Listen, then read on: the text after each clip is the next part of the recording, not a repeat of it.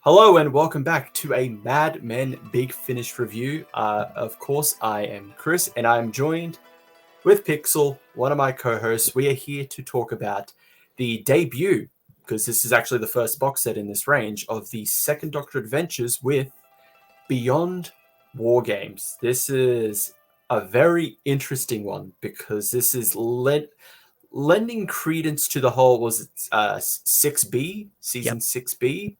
That theory that the Doctor actually got up to a lot more adventures before he was forced to regenerate and exiled to Earth as the third Doctor. And this is the proper kind of... Well, it's not his first outing. This is Michael Troughton, the second son, coincidentally. The second son of the second Doctor, Patrick Troughton. This is his second outing as the second Doctor. He was in the third Doctor Adventures story, The Annihilators. That one's really good. And if you're worried, well, how did the second and third Doctor meet and it's not acknowledged in three Doctors? Don't worry, they do resolve that, which is nice. They go out of their way to resolve that issue. But he does a fine job in that. I still believe that Fraser Hines is just... He's done it so long that he's much better at it. But Michael Troughton so far has done a fantastic job as the second Doctor. But this is his first outing by himself. He doesn't really have a companion with him, except for technically the last story. So let's go getting into it with our first story, The Final Beginning by Mark Wright and Nicholas Briggs. And to warn you all, we are going to spoil a lot of this. So if you haven't listened to it yet, go listen to it. Come back here. 3, 2, 1, you've been warned. Pixel, what were your thoughts on The Final Beginning? Listen, the season 6B has been a theory for a long time. And actually, it's a theory that I was not a fan of. I didn't like the idea of the second Doctor moving beyond war games whenever that's supposed to be his end before he's 3. It didn't fit for me. But to actually hear they're going to do something with that, they're going to, like you said, lend credence to it. How they execute it is everything. And this first story does it phenomenally. It also acts as a sequel to Evil of the Daleks, which I haven't seen. I need to watch the animated restoration. But it's so good on so many levels. Each character that's introduced around the Doctor, they feel like they've got something to them. The one of mystery, Raven, for about half of it, she definitely leans into it. And when it's later revealed who she actually is, she reminds me a lot of Death from Master, which we also reviewed. Yeah, definitely. Yeah, now that you mentioned, kind of like similar, like kind of inflection, like how she talks. She's kind of like the mastermind behind everything. Yeah. Actually, that's a really good point. So getting through that and listening to how it all comes together, there are so many elements, because while it's going on, you're hearing in the background, you can hear the third Doctor and the Brigadier talk to each other, the first lines that they actually say when they meet again. Oh, you're the same Doctor? While that's happening, the second Doctor's like, well, what the hell? Yeah. And eventually it pushes on and it gets explained. The second Doctor has been Clara'd. Yes, so essentially to set up this whole him being able to do more adventures in between end of war games and being sent to Earth and regenerated, he is taken out of time by the Celestial Intervention Agency to do their bidding. He is the perfect subject, because if he doesn't want to do it, or if he becomes a liability, his fate is already determined. They just throw him back. He goes exiled to Earth, regenerates. So, but they're playing into the whole, we know you don't want to do this. You don't want to regenerate. So you get to live a little longer, but you have to work for us. So I think that's really interesting. And then leading into with the story, like, because the whole thing, like, until the reveal, Um, I thought the whole thing was just going to be like, this is just all in the Doctor's head. Like, he's like, because we've seen that before with Heaven Sent, where time works differently in his head, where he can like he thinks longer than what's actually, or quicker than what's actually happening in real time.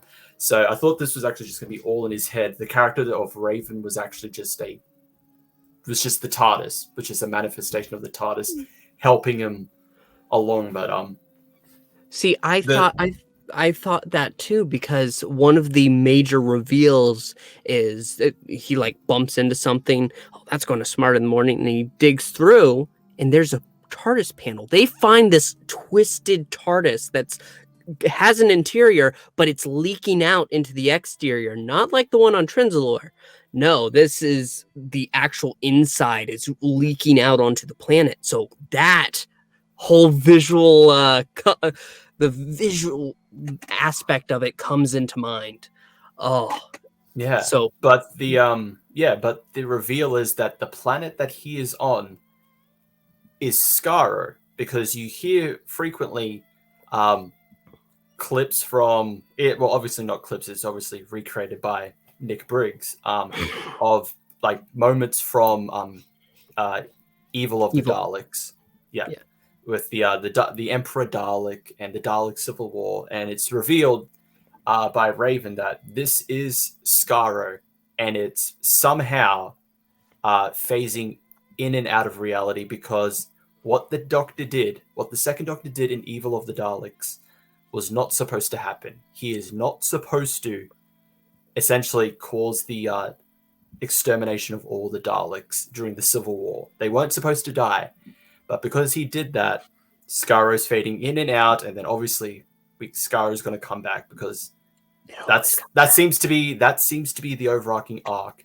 They want to find out what is causing this, and they're using the Doctor's adventures as a way to like figure this out. But I found that very like amazing and fascinating, like I mean, hearing that. the side character that they have for this one, I believe her name was, what was it? Katrona, Catrona? yeah, Catrona. Katrona and Silas, yeah, Yeah. She gets infected by one of these blinking out of reality Daleks. And that concept alone, we've seen things along those lines before. But for that in here, there's just such a, oh, I'm sorry, we've helped you thus far, but there's not much we can do. And poor second Doctor, he wants to help. yeah. And ultimately, he is sent on a mission to find a missing Time Lord. Yep, the owner of the TARDIS that he found. Yes. That Time Lord was sent on a mission. What we know what it is, we don't. That is the mystery, because that leads into what happens at the end of the second story, which we'll get to. But essentially, this is I would say, a fantastic setup to So this good. box set. Like throwing you into this mystery of like, how's the second Doctor here? You have the mystery of the character Raven, all these other people that are on the planet. You're hearing the Daleks in the background, and then you get the twist reveal, and you're like, okay, I want to stick. I'm going to stay for more. I really want to find out more about this. And it's kind of funny that you mentioned this is kind of also a sequel to Evil of the Daleks.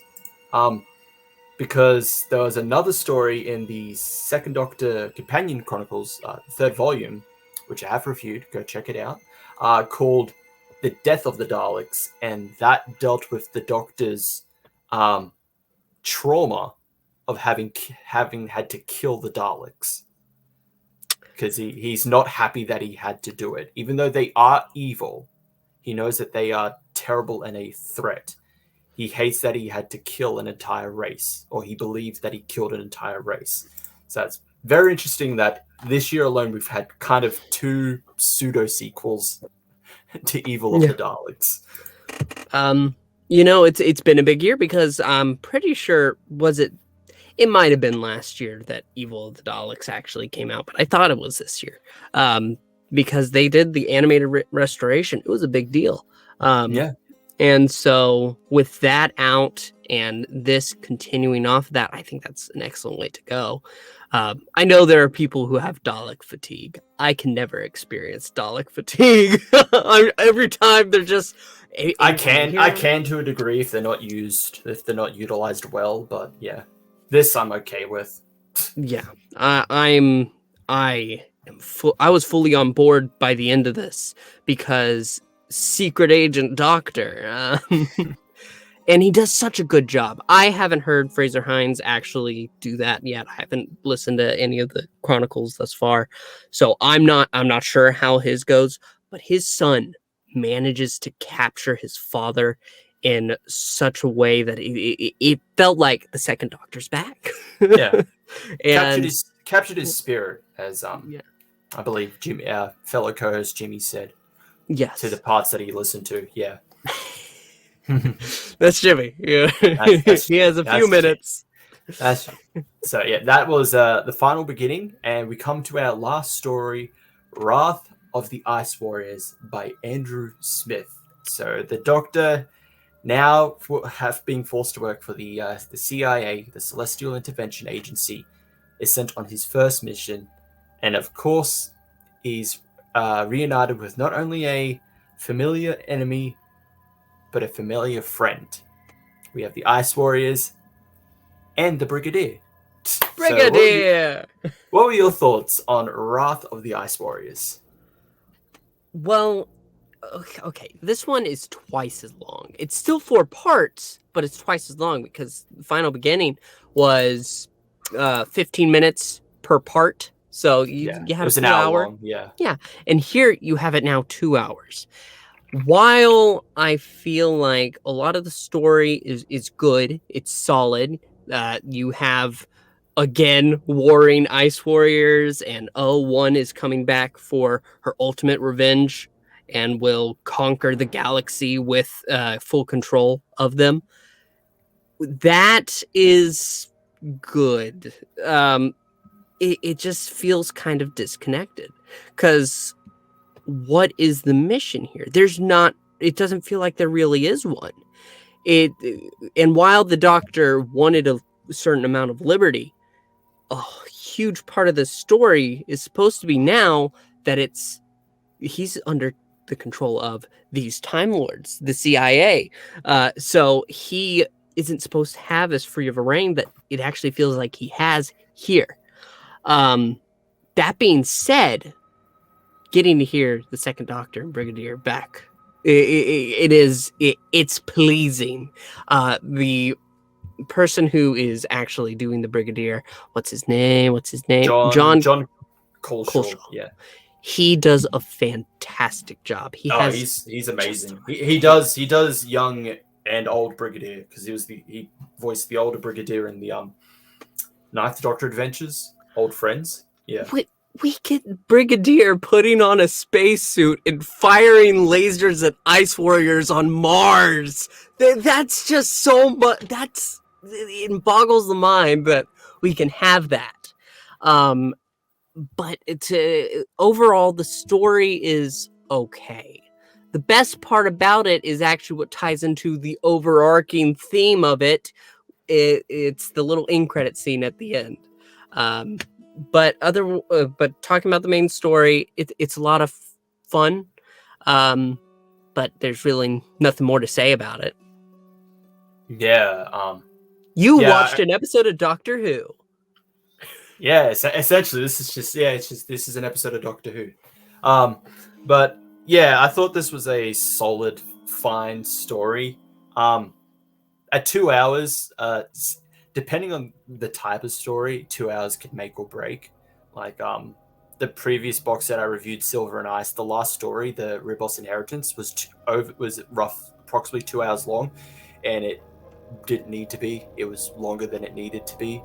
This one, I think, it was 2 hours was fine. It could have been a little bit shorter, but I think it was fine by itself. The second Doctor and Brigadier, that's great.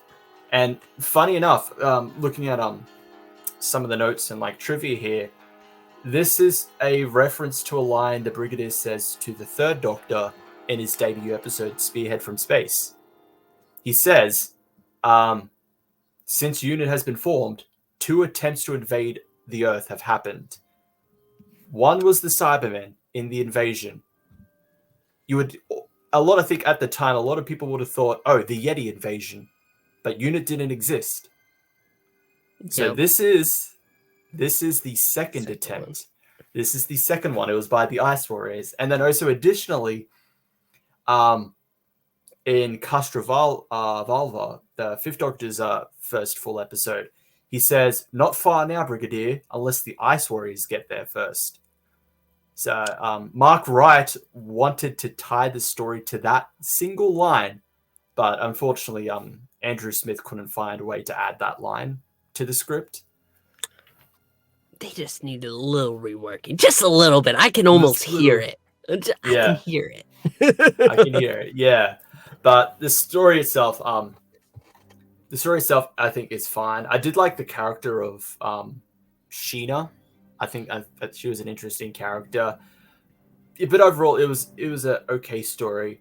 It really did, like, depending on how like the overall arc of being forced to work for the CIA is, it did really feel weird that it's like, oh, you have to work for us, but we're throwing you into an area where you aren't really constricted by that. You're kind of given somewhat free reign to a degree. So it was a bit weird to set up that premise, and then the next story kind of throws that away. But yeah, the post-credit scene, since we're onto it, is really, really interesting. That got me like, yeah, I'm definitely going to continue with this series. I'm all for it. So it's revealed that the Time Lord that the Doctor was sent to rescue in the first story, I believe the character's name was. It was. It's not in the cast list. It's not in the cast list. Damn, it's not in the cast list. But the Time it's Lord like Sylvester's Gene, something like that. It's like Silva something. Yeah, something like that. It's revealed that he is somehow the Emperor of the Daleks. I'm like, yeah. This is interesting because I can't remember the story, but this is I think I remember now. There's a Fifth Doctor audio story with Nyssa called The Mutant Phase, where the Emperor Dalek did something similar, where he possessed a person, put his consciousness into a person to escape, I think. So I wonder if it's something similar like that, or I'm like, oh, I'm interested. What is this? I think it's actually going to be pretty much like poor Katrona. Like somehow the two merged in his search for him. And maybe it was a suicide mission, him being sent by the CIA just so that he could somehow get to the Emperor. Yeah, because it is established in Evil of the Daleks, the Emperor survives. The Emperor survives. The end of the story. What do the Daleks say? We endure. Yeah. We endure. Yeah. It's so good. Just getting through those 2 hours, because it's not getting through it. It's enjoyable, but getting to that point at the end, you're hooked. And getting to listen to the interviews, which at first when I started listening to Big Finish, I would just cut off. But now every time I've just got to finish that. I got to know what they think about what they've done. And they're all so happy with it. And they deserve to be. Honestly, being able to bring a fan theory since the 80s, something like that, to life and do it well, that's great. I think it's actually Nick Briggs who says these adventures, if you think about it, are kind of running concurrent with the Third Doctor, because that moment where he becomes the Third Doctor always happens. It's always going to happen. But the Second Doctor right now is a splinter. He's just existing as that for the moment. He can never regenerate. He can never be anything of his own, because eventually he'll always go back to that point. So it's awesome. I do also like doing this. Also explains how the Second Doctor can be at certain points, like especially with like probably I think the big indicator is the Five Doctors, because he's there by himself, and when he sees the hallucinations of the fake Zoe and Jamie, he says he knows that their memories were erased. He knows the Time Lords erased their memories. Well, and actually, he does have a problem with that at the beginning of the second adventure, where he says, "Come on, Jamie," and then But the end of this story does set up. It's like it seems he does work better with companions. So I think they're setting up Jamie, because in the Annihilators, it's the Second Doctor and Jamie, and it's very much implied it's supposed to be season B that they're doing. You're also kind of forgetting that the Two Doctors is. We don't talk about the Two Doctors. I know Two Doctors, yes, but we don't talk about that story. It's the Two Doctors that actually brings the 6B into reality. But yes, overall, it's just so good. I would recommend it to just about anyone. If you love the Second Doctor, you're going to love this.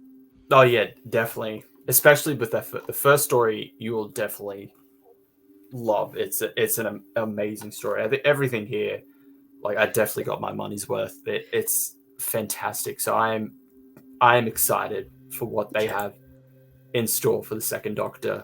We got our next one isn't until next year, July next year.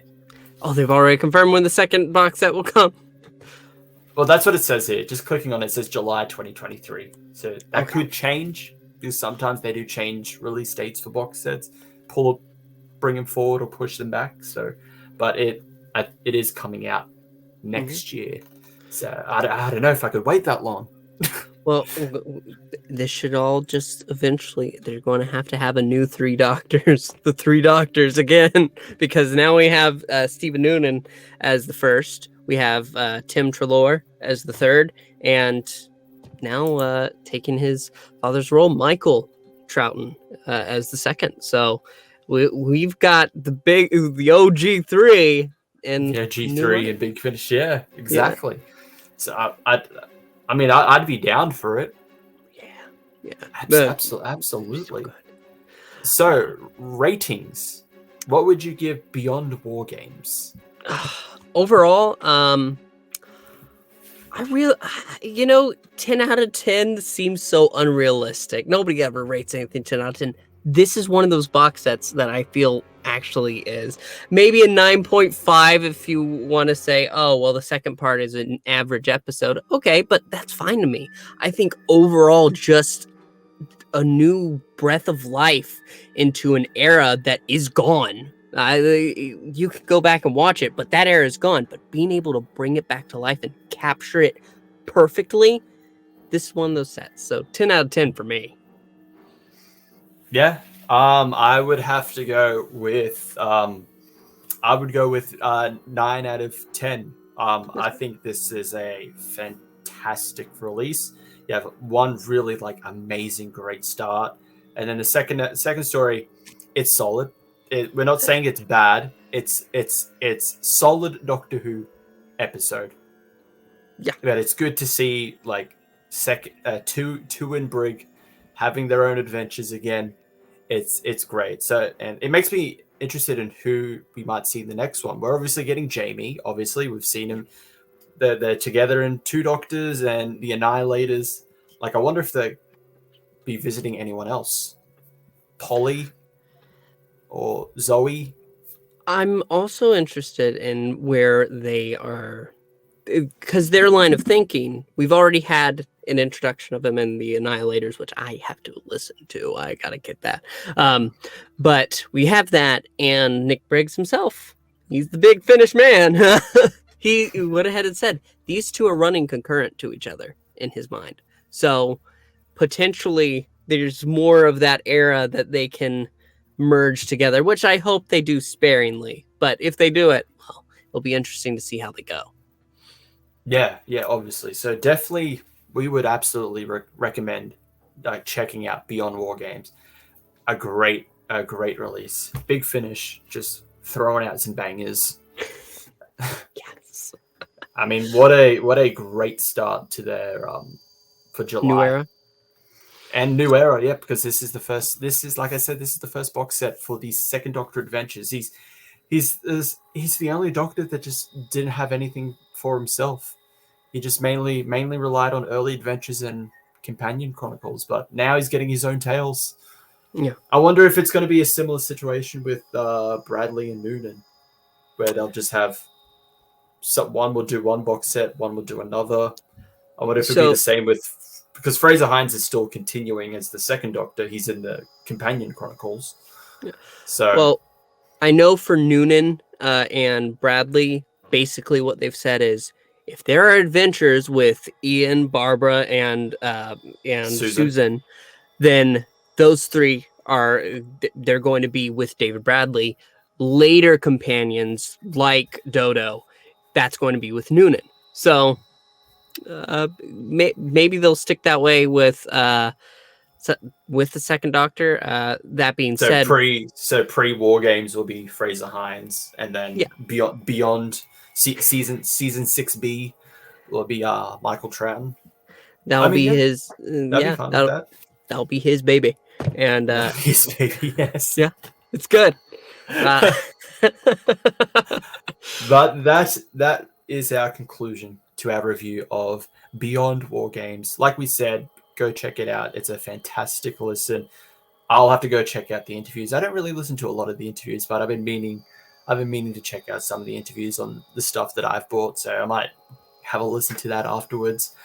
You can check out my previous reviews. You can check out Pixel's video on the whole Redacted series. I've yet to listen to that as well, but from what Pixel says, it's really good. So I'll get to it eventually. I have a huge lineup.